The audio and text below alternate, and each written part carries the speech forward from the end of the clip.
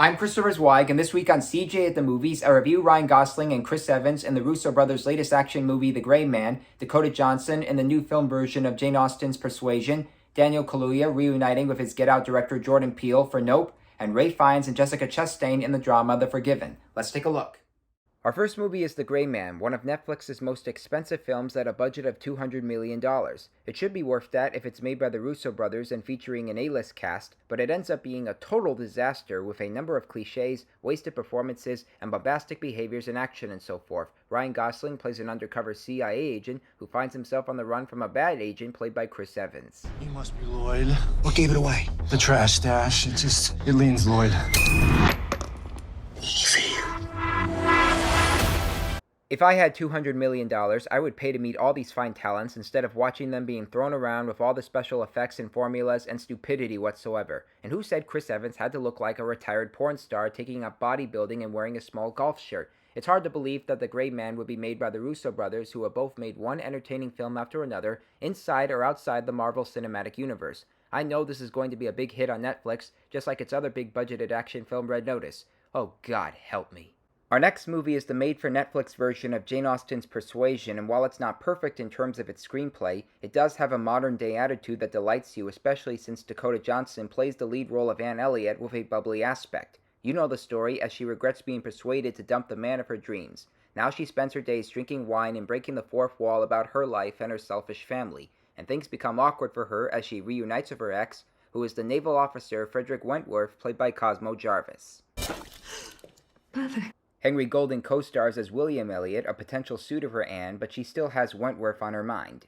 I know the reviews for Persuasion have mostly been negative, but I still like this movie for its likability and mannerisms. I thought Dakota Johnson was an idiot in 50 Shades of Grey, which is why I skipped its sequels, but outside that franchise, she has a personality that delights you, as demonstrated in such films as How to Be Single and Cha-Cha Real Smooth. And in this movie, she adapts to the English accent and knows how to add her own behaviors to Anne Elliot, so check it out.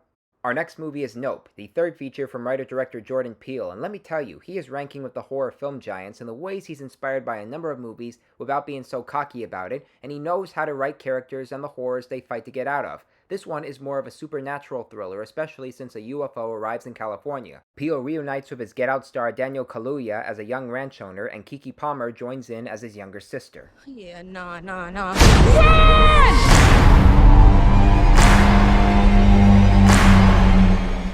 With the help of a tech salesman and conspiracy theorist played by Brendan Perea and a documentarian played by Michael Wincott, they decide to capture shots of this UFO. A survival trick Kaluuya knows is that when it comes over you, don't look up at it. I'd say yup to Nope because it's daring, original, and ambitious in the ways it loves movies like Close Encounters of the Third Kind, Jaws, even Pulp Fiction when it compliments small fast food restaurants, and maybe Natural Born Killers when it has a certain scene that represents violence on television.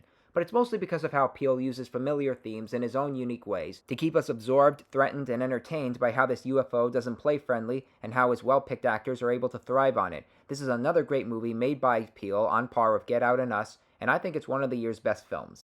And our last movie is The Forgiven, which kind of plays like a movie from the Golden Age when the credits are played at the beginning and when its leads, Ray Fiennes and Jessica Chastain, give mesmerizing performances as an unhappy couple who travel to Morocco for a party and end up in turmoil when they accidentally hit a young fossil seller. You got into a car with a drunk, which makes you an accessory. I feel like I've been an accessory for a long time now. Fiennes is required by the dead boy's father to come to his hometown to bury the boy since he was responsible. He could be faced with death, but it might also be the right thing to do. It's debatable. They didn't just hit him.